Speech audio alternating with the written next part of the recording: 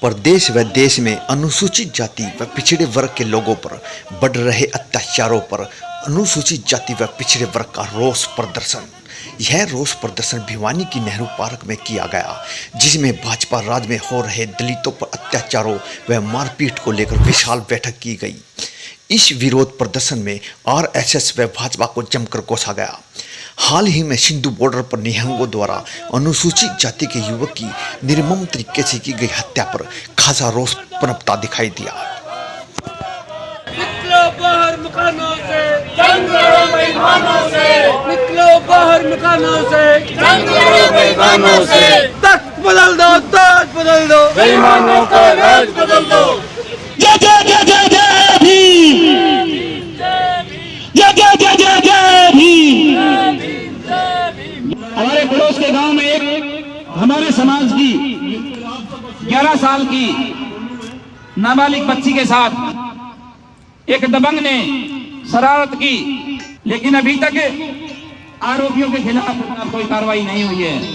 इसी तरह जिला सिरसा के बनवाड़ा गांव में महर्षि वाल्मीकि जयंती की शोभा यात्रा निकाली जा रही थी और दबंगों ने उस शोभा यात्रा को रोक दिया और शोभा यात्रा नहीं निकालने दी।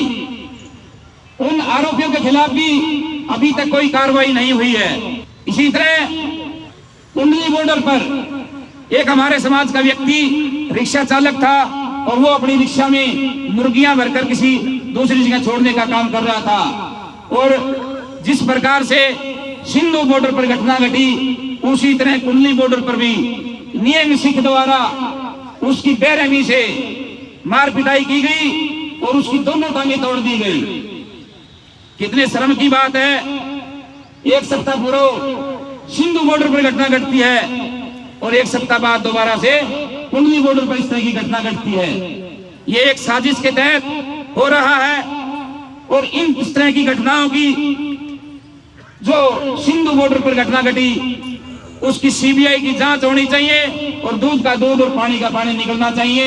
ये एक बड़ी साजिश के तहत हत्या की गई हमारे समाज के व्यक्ति की। देश तो आजाद हो गया, परंतु हम दलित और बैकवर्ड आजाद नहीं हुए। क्यों नहीं हुए? इसका कारण है कि आप लोग बैक जाते हैं। ये 75 कर रहे हैं। 75 साल में क्या तो कांग्रेस ने किया, क्या बीजेपी ने किया।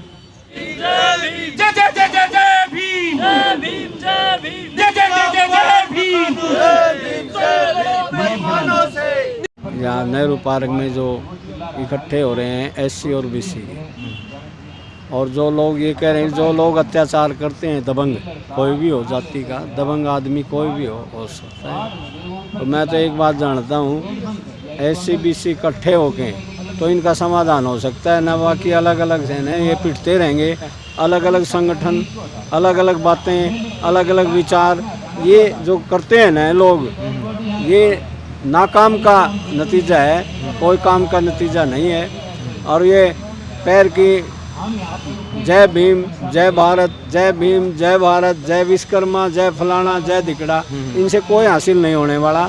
जब तक समूह इकट्ठा नहीं होगा एससीबीसी, इतने कोई कामयाबी हमें नहीं मिलने वाली। चाहे ये 70 के और 70 और हो जाएं, हमें कोई फायदा नहीं। निस्वार्थ भाव से त्याग करके, अंदर की आत्मा साफ करके दोनों भाई एससीबीसी इकट्ठे हो जाएं, हम कदमों में हमारे वो होगा राज। अन्य जाति का लोग इसमें शामिल नहीं हुआ प्रदर्शन में? अपने अपने आदमी को बुलाते हैं ये, और किसी को समाज को इकट्ठा नहीं करते। हाँ ठीक है, तो अकेले आदमी क्या करेंगे? दूसरा समाज अगर साथ नहीं होगा, समूह इकट्ठा नहीं होगा, इतना कोई फायदा नहीं है। अपनी अपनी जय बोलने से कोई फायदा नहीं। आज 5000 4000 आदमी इकट्ठे हो जाओ, सारा सरकार का नासम धोनी आ जाएगी, लेकिन इकट्ठे तो नहीं होते। आप देख रहे हैं नेहरू पार्क में अनुसूचित जाति के जितने भी लोग हैं यहाँ एकत्रित हुए हैं, पिछड़ा वर्ग के लोग भी यहाँ शामिल हैं। अब देखा ये गया है कि जो जिस लड़की के साथ बलात्कार का प्रयास किया गया है, उसके विरोध स्वरूप यहाँ मीटिंग की गई है और यहाँ प्रदर्शन करने की तैयारी भी की जा रही है यहाँ। लेकिन यहाँ सिर्फ ये देखा जा रहा है, एकता की जो मिसाल दी जाती है देश के अंदर, वो मिसाल यहाँ से गायब दिखाई दे रही है। जहाँ छत्तीस बिरादरी का जो नारा देते हैं, वो नारा टूटता हुआ यहाँ नजर आ रहा है। छत्तीस बिरादरी का नारा, यहाँ कहाँ छत्तीस बिरादरी का नारा दिखाई दे रहा है? बताइए आप लोग। कोई भी अन्य जाति का लोग यहाँ नहीं है। क्या किसी बेटी के साथ जब रेप होता है तो वो किसी विशेष जाति की हो जाती है?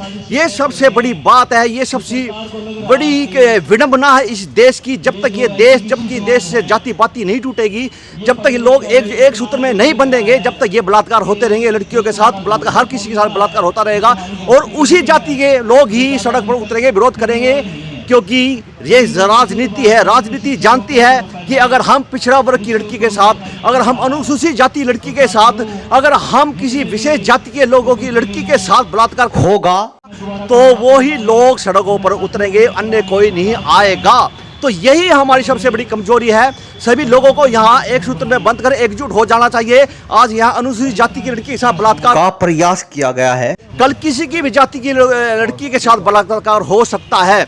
ये विडंबना समझिए, ये हमारी देश की एकता है। आप देख लीजिए कैसी एकता है ये। संविधान से पहले जो जुल्म होते थे आज वो फिर शुरू हो गए हैं संविधान के रहते हुए, क्योंकि संविधान तो नाम मात्र है।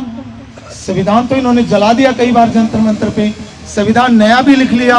उसमें कितना हिंदूवाद का जहर आया हुआ है ये आप सोशल मीडिया पे देख भी रहे हैं। सब कुछ बदल दिया है, संसद भवन नया बन गया है।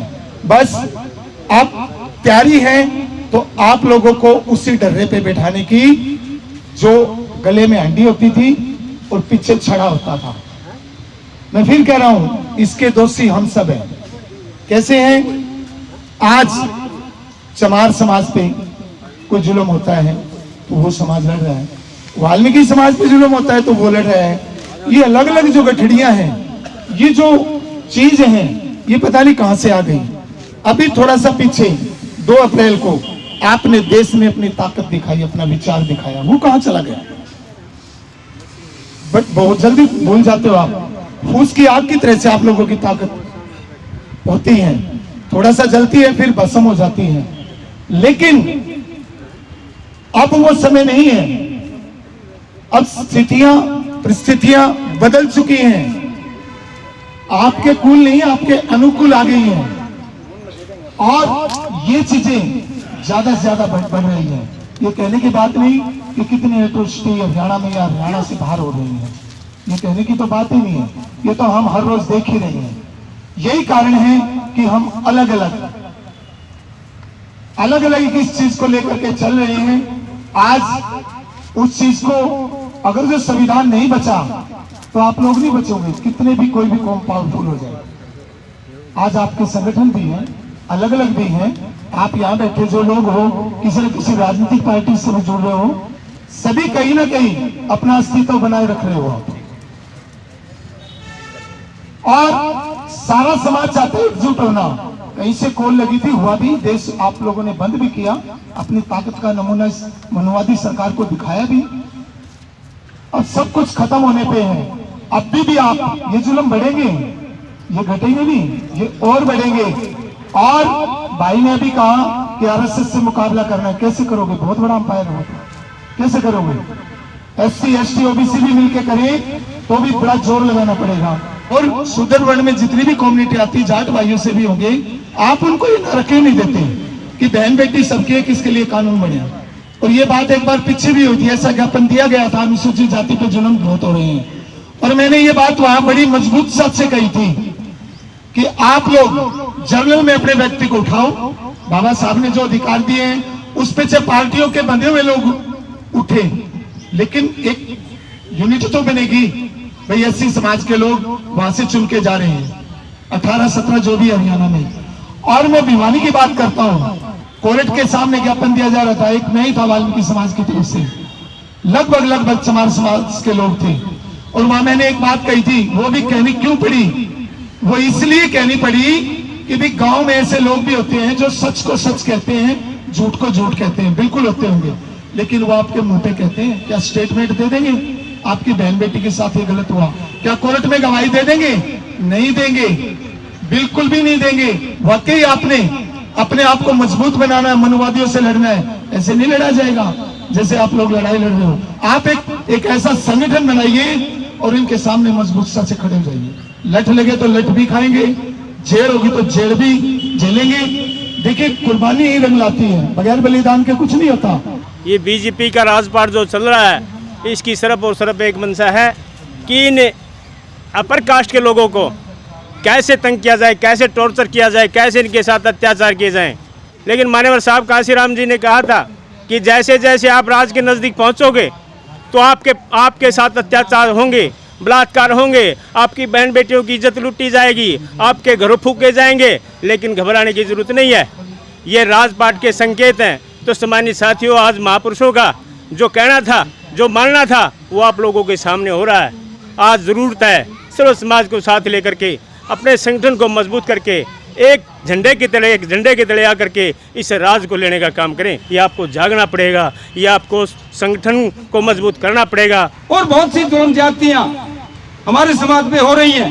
कोई भी जुल्म जाति होती है और उसकी कॉल आती है तो कोशिश करो एक समाज की मीटिंग करो कि जब भी जुल्म जाति होती है तो आप इकट्ठे हो और उस लड़ाई में यदि अधिक से अधिक संख्या में हिस्सा लेके उसका मुकाबला करें।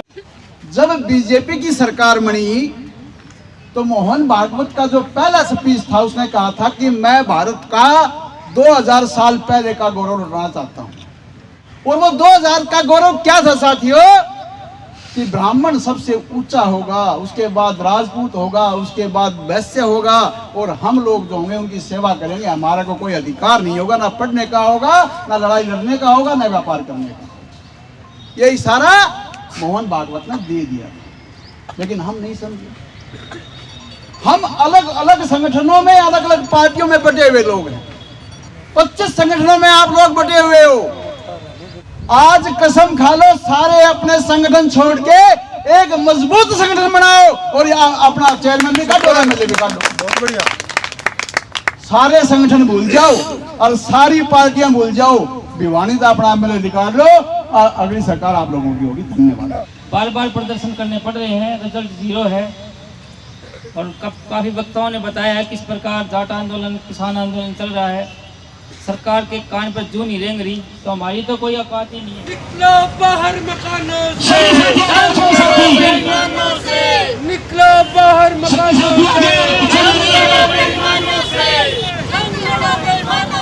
बीजेपी सरकार मुर्दाबाद, भाजपा सरकार मुर्दाबाद, शासन प्रशासन मुर्दाबाद, दोषियों को गिरफ्तार करो,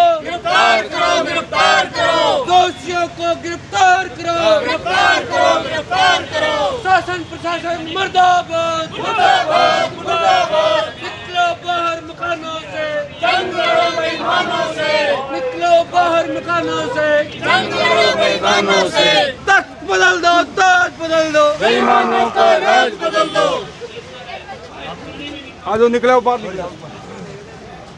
हमारी एकता जिंदाबाद, जिंदाबाद, जिंदाबाद, जिंदाबाद, जिंदाबाद, मूल निवासी जिंदाबाद, जिंदाबाद, मूल निवासी जिंदाबाद, जिंदाबाद, जिंदाबाद, आवाज दो, हर्ष यूनिटी जिंदाबाद।